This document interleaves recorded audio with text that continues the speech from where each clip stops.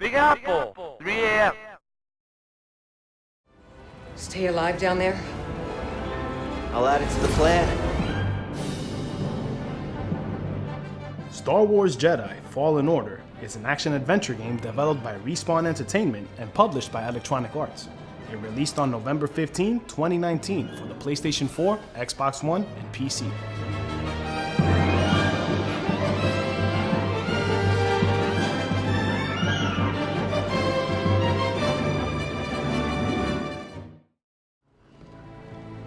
After the events of Revenge of the Sith, the Jedi Order has been all but exterminated by the Galactic Empire.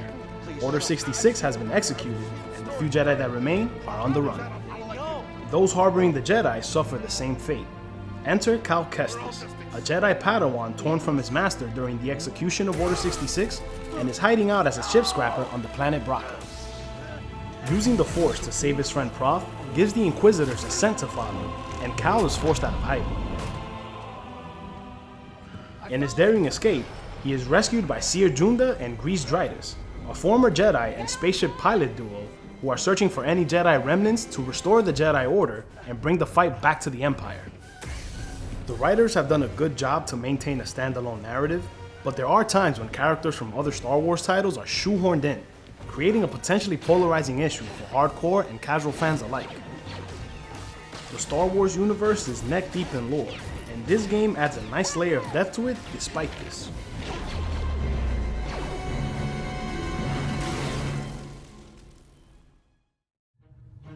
Being that Cal is still a Padawan as a result of Order 66, this is the key pretense for him learning the abilities that you would expect of a Jedi Knight. These are learned through flashbacks of his youngling days training under his master, Yaro Tapal. Using the Force serves useful in both traversal and combat, as you can push and pull objects and enemies alike. Progression of your skills is done at save points, where you can also rest to recover your life, Force, and your Estus flask. No wait, is it the healing gourd? Nah, your stim canisters. The skill tree is divided into 3 different categories: Force, Lightsaber, and Survival. They start out at 1 point apiece, but skills higher up in the tree will cost multiple skill points, which are accumulated through combat. The combat in Fallen Order is a mixed bag. It's pretty to look at with the lightsaber twirling around in every direction, but there's not much efficiency. Going about landing an attack will often have Cal whirling around just to be shy of lightsaber range, or having an enemy very easily dodge and retort with a simple attack that puts Cal on his ass. In true Soulsborne fashion, parrying is the way to go here. Time your block just right and you'll stun your enemy, or fire blasters right back at those pesky stormtroopers, leaving them open for a glorious counterattack.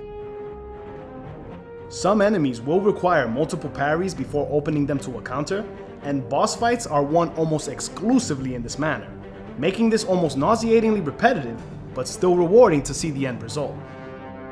Unlike the Soulsborne games, there is an option to change the difficulty setting, giving you an option to enjoy the story or a gruesome challenge. No matter which option you choose, your greatest enemy will be the camera and lock-on function. Many times have I been absolutely destroyed by a group of enemies because I would try to lock onto the guy closest to me, only to have the game lock onto the guy all the way in the back minding his own business. BD1 is your trusty droid buddy and your support throughout the game. He develops some abilities just as you do in your journey, such as showing you your map and being able to hack through locked doors to name a couple. The holo map in particular is an absolute necessity for those looking to complete the game in its entirety, but be warned, you will get lost. The more of the map you complete, the more convoluted it gets, so have fun getting lost just trying to read the damn thing, let alone make some progress trying to get that one item you missed the first time around. As if that wasn't difficult enough, getting around can be quite cumbersome at times. The platforming segments do suffer from bugs from time to time. You'll miss jumps you clearly should have made, and some areas that look conspicuous enough will end up being part of the background and force you to try the jump over again. Fall damage is non-existent in Fallen Order, but missing a jump or falling down a pit will cost you a bit of your health, a more forgiving alternative than your other Souls games. As with some single-player games, low replay value is a factor we must cope with, and Fallen Order is no different. Once you complete the game, you're allowed to return to other planets and get all the collectibles you missed.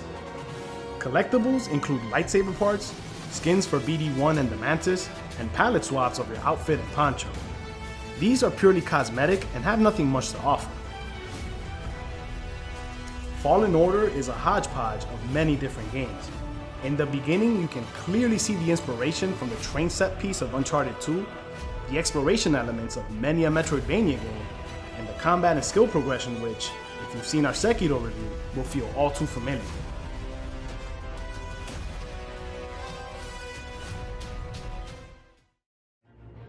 The Unreal Engine 4 serves as the base for Fallen Order, and it does a good job, but not without its shortcomings.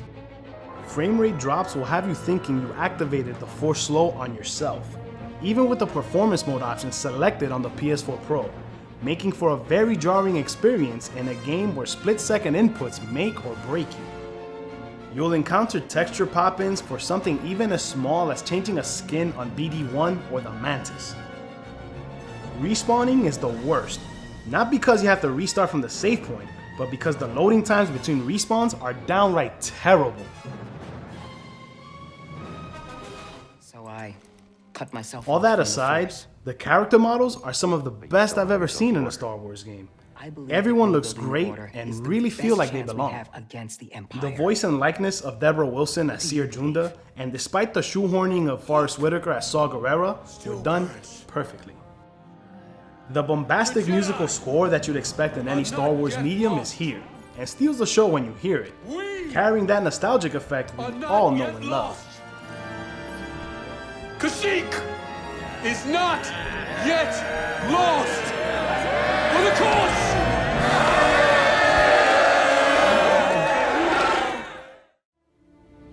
A single-player EA game with no microtransactions? Oh my god, I don't believe it. It's good to see EA solve a problem that they themselves started, the myth that single-player games are dead.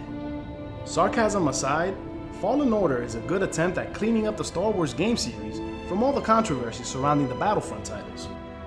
It's quite obvious that it borrows elements from other games in the action-adventure genre, but in doing so, it dooms itself by not bringing much originality to the table aside from the Star Wars coat of paint.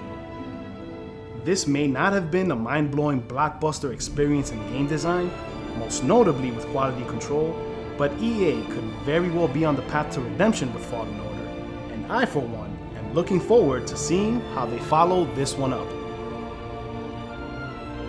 I gave Star Wars Jedi Fallen Order a C.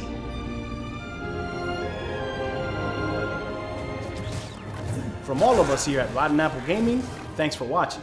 Feel free to like, comment, subscribe, and ring that bell to stay updated on future videos.